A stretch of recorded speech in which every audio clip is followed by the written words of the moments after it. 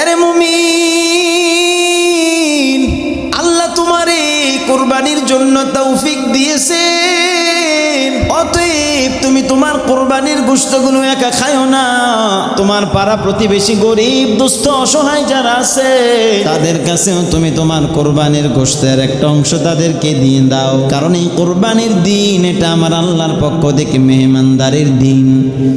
আল্লাহ তোমারে ধনাঢ্য সচ্ছল বানাইছেন, আল্লাহ তোমাকে তৌফিক দিয়েছেন, আল্লাহ তোমাকে সচ্ছলতা দান করেছেন, যার কারণে তুমি কুরবানি করতে পারতেছো। তুমি গরুর গোশত দিয়ে খাবার খাইতেছো। তোমার আশপাশের লোকেরা গরিব অসহায় দুস্থ যারা আছে তারা সেদিন খেতে পারবে না, তারা সেদিন কষ্টে থাকবে। এটা ইসলাম কোনোভাবেই মানে না। এই জন্য ফুকাহে কেরাম বলেন কুরবানির গোশতটাকে 3 ভাগে ভাগ করবে। 1 নাম্বার একটা ভাগ নিজে রেখে দিবে, 2 নাম্বার ভাগ আরেকটা ভাগ আত্মীয় স্বজনদের মাঝে বন্টন করে দিবে, আরেকটা ভাগ দরিদ্র সহায় গরিব দুস্থ যারা আছে তাদের মধ্যে ভাগ করে দিবে। এইভাবে যখন নিজেও একটা ভাগ রেখে দিবা, আত্মীয় স্বজনদের কাছে আরেকটা ভাগ পৌঁছে দিবা, আরেকটা ভাগ দরিদ্র সহায়দের কাছে পৌঁছে দিবা।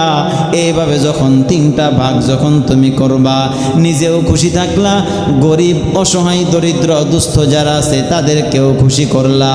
ও দুনিয়ার মুসলমান শুনে নাও, তাদেরকে খুশি করার কারণে আমার আল্লাহ খুশি হয়ে যাবে। আমার আল্লাহ খুশি হলে তোমার অন্যান্য যত আয় রোজগার ইনকাম আছে তোমার পুরা পরিবারের মধ্যে পুরা জীবনের মধ্যে আমার আল্লাহ বরকত দান করে দিবে।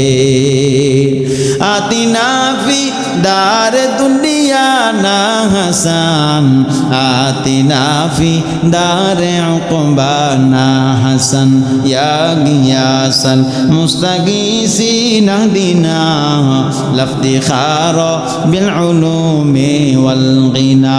হর গরিদ নেক তু তৈয়ার है, जो न मांगे उससे तू बेजार है।